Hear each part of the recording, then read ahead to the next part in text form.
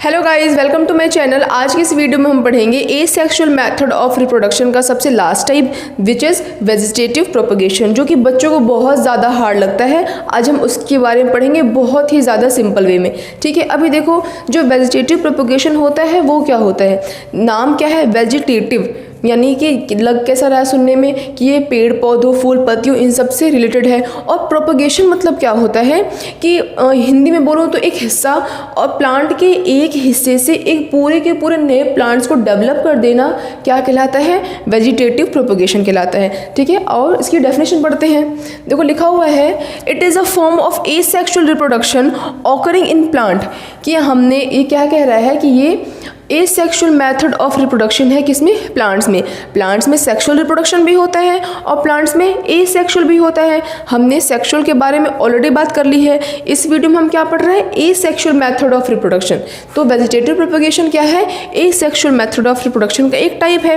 कह रहा है कि in which new plants grows from a fragment. देखो फ्रेगमेंट मतलब क्या होता है, पीस, एक टुकड़ा होता है। ठीक है, तो कह रहा है कि in which new plants grows from fragments of the parent plant, कि एक पेरेंट प्लांट है, उसका कोई पीस है, कोई टुकड़ा है, कोई फ्रेगमेंट्स है, उससे पूरा का पूरा एक नए प्लांट्स का डेवलप हो जाना क्या कहलाता है, वेजिटेटिव प्रोपगेशन कहलाता है। ठीक है, अब देखो जो वेजिटेटिव प्रोपगेशन होता है वो मेनली टू टाइप्स का होता है। जो फर्स्ट टाइप होता है उसे हम कहते हैं नेचुरल वेजिटेटिव प्रोपगेशन, और जो सेकेंड टाइप होता है उसे हम कहते हैं आर्टिफिशियल वेजिटेटिव प्रोपगेशन। ठीक है, टू टाइप्स का ध्यान रखना। First one is natural vegetative propagation and the second one is artificial vegetative propagation.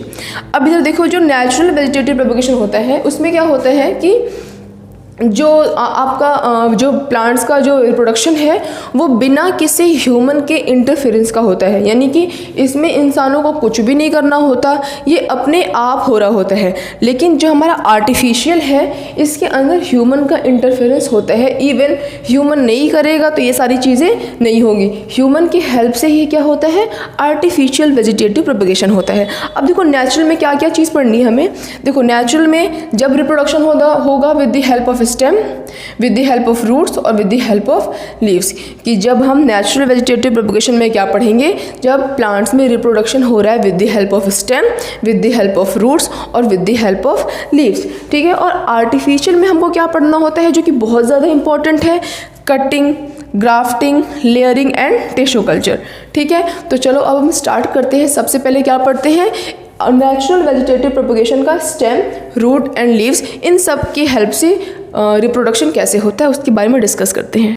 चलो अभी हम पढ़ते हैं natural vegetative propagation with the help of stem, root और लीव, कि स्टेम के हेल्प से, लीव की हेल्प से और रूट की हेल्प से नए प्लांट्स कैसे प्रोड्यूस होते हैं उसके बारे में हम पढ़ेंगे। स्टार्ट करते हैं हम अपने स्टेम से। इधर देखो ये हमारा स्टेम से नया प्लांट कैसे प्रोड्यूस होता है उसके बारे में पढ़ेंगे। ये क्या है, ये है पोटैटो, आलू है ये। अच्छा एक बात बताओ, आपको पता है नहीं पता कि जो आलू होता है वो रूट नहीं होता है। जैसे जो मिट्टी के नीचे जो भी होता है लोग क्या समझते हैं कि वो जड़ है, लेकिन ऐसा नहीं होता है। मिट्टी के नीचे भले आलू होता है लेकिन उसे हम जड़ नहीं कहते, उसे हम रूट नहीं कहते हैं। वो जो पोटैटो होता है वो स्टेम ऑफ द प्लांट होता है। ठीक है, बहुत ही ज़्यादा इंपॉर्टेंट है, ध्यान रखना, potato is the stem of a plant. ठीक है, अब इधर देखो ये हमारा क्या है, पोटैटो, ये आपको डॉट डॉट सा दिख रहा है ना, ये है पोटैटो की आई। पोटैटो के पास उसकी आँख भी होती है। अब देखो आपने देखा होगा कि अगर आपके घर में कोई बहुत ज़्यादा पुराना आलू रखा हुआ है, 10-20 दिन हो चुके हैं उसको, तो उस टाइम पे क्या होता है, आपको दिखता होगा कि जो आलू होता है पूरा इवन नहीं होता ना, बीच में हल्के हल्के गड्ढे गड्ढे से होते रहते हैं। और जब आलू बहुत पुराना हो जाता है तो उसके अराउंड एक बड डेवलप होता है, आपको दिखता होगा ग्रीन ग्रीन कलर का उभरा उभरा सा, उसे हम क्या कहते हैं, बड। एक नया बड डेवलप होता है। और अगर आप उस आलू को ले जाकर मिट्टी में लगा दोगे अंडर अ फेवरेबल कंडीशन, उसको पानी वानी सब कुछ प्रॉपर मिल रहा होगा, तो एक क्या होगा, नया, एक आलू से बहुत ज़्यादा आलू हो जाएंगे आपके। एक नया प्लांट, जिसे आलू लिया आपने, उसको मिट्टी के अंदर लगा दिया, उसको पानी वानी सब कुछ प्रॉपर मिला, और उसके बाद से क्या होगा, एक नया प्लांट प्रोड्यूस होगा। और जो आपने एक आलू लगाया था ना उससे बहुत ज़्यादा आलू प्रोड्यूस हो जाएंगे। अब देखो होता क्या है, लोग जो आलू की खेती करते हैं उसमें करते क्या है, एक आलू लेते हैं, एक एक आलू नहीं लगाते, उसको ना कट करके लगाते हैं। इधर देखो आपको दिख रहा ना, ये आलू को ऐसे कट करना है कि उसका एक बड निकल आए।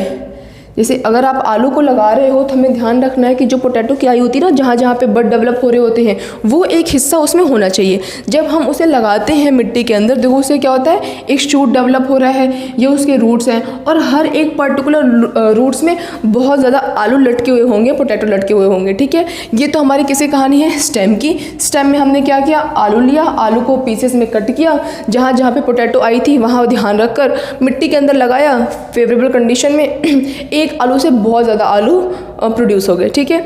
ये हमारा है natural vegetative propagation with the help of stem. अब हम पढ़ते हैं देखो रूट के बारे में कि रूट से नेचुरल वेजिटेटिव प्रोपगेशन कैसे होता है। अब मेरी बात सुनो, मैंने अभी कहा कि आलू क्या होता है, आलू is the stem of plant, but जो स्वीट पोटैटो होता है वो प्लांट का रूट होता है। Sweet potato is not the stem of a plant, ठीक है। जो स्वीट पोटैटो होता है ना, उसे क्या कहते हैं हिंदी में, शकरकंदी, ठीक है, शकरकंदी। शकरकंदी क्या होता है, स्वीट पोटैटो, जो कि प्लांट का रूट होता है। अब देखो करते क्या है, जो आपको ये वाला हिस्सा दिख रहा है ना, ये नीचे वाला, इस हिस्से को कट करते हैं और ज़मीन में ले जाकर मिट्टी में लगा देते हैं। फेवरेबल कंडीशन में क्या होता है इसके अंदर, जब इसको पानी वगैरह, टेम्परेचर वगैरह नॉर्मल इसको मिल रहा होता है, तो इसके अंदर से नया प्लांट डेवलप हो रहा होता है और मल्टीपल शकरकंदी वहाँ पे प्रोड्यूस हो जाते हैं। ये क्या है, हमारा natural vegetative propagation with the help of root, ठीक है। अब हम पढ़ते हैं लास्ट, लीव्स, जो कि बहुत ज़्यादा इंपॉर्टेंट है, एग्ज़ाम में बार बार आपसे पूछता है, इसलिए आप इसे ध्यान से देखना, ठीक है। देखो इसमें होता क्या है, आपने एक लीफ के बारे में सुना होगा ना, उसे कहते हैं हम क्या, ब्रायोफिलम लीव, और आपने उसे देखा भी होगा, अक्सर लोग घरों में अपने लगा कर रखते हैं, ठीक है। इधर देखो होता क्या है, आपको देखो एक लीफ का स्ट्रक्चर दिख रहा है बहुत सुंदर सा। इसमें क्या होता है, ये साइड साइड से दिख रहा है ना वो कटिंग, वहाँ पे नए नए देखो बर्ड्स डेवलप होते हुए दिखाई दे रहे हैं आपको। ये जो प्लांट की जो यहाँ पे भी होता है, ये हर साइड में होता है ये, ठीक है। अब देखो ये होता क्या है, अब एक लीफ है, ठीक है, ब्रायोफिलम की क्या है, लीफ है, उसकी साइड साइड जो अराउंड है ना, पूरा सर्कुलर साइड वाला हिस्सा, वहाँ पे नए नए बर्ड्स डेवलप होते रहते हैं। और फिर उसके बाद से ना जो ब्रायोफिलम की जो लीफ होती है वो ना ज़मीन के बहुत ही, जैसे मान लो ये हमारा सरफेस है, उसके बिल्कुल यहाँ होती है, ठीक है। तो ब्रायोफिलम की लीव्स जो होती है वो कि ज़मीन की बिल्कुल ऊपर होती है।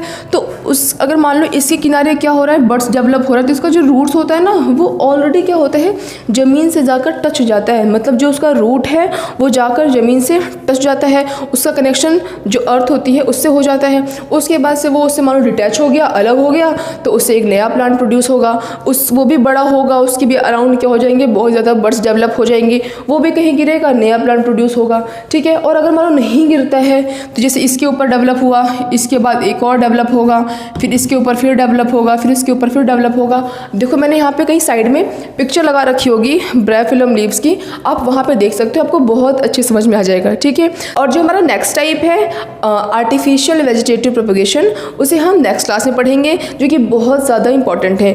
और आपसे एक बात करनी है, आप वीडियो देखकर चले जाते हो, उसे ना लाइक करते हो ना ही सब्सक्राइब करते हो। तो आज अगर आपको मेरी वीडियो बिल्कुल हेल्पफुल लगी होगी तो मेरी वीडियो को लाइक, सब्सक्राइब एंड शेयर ज़रूर करें। That's all, bye guys.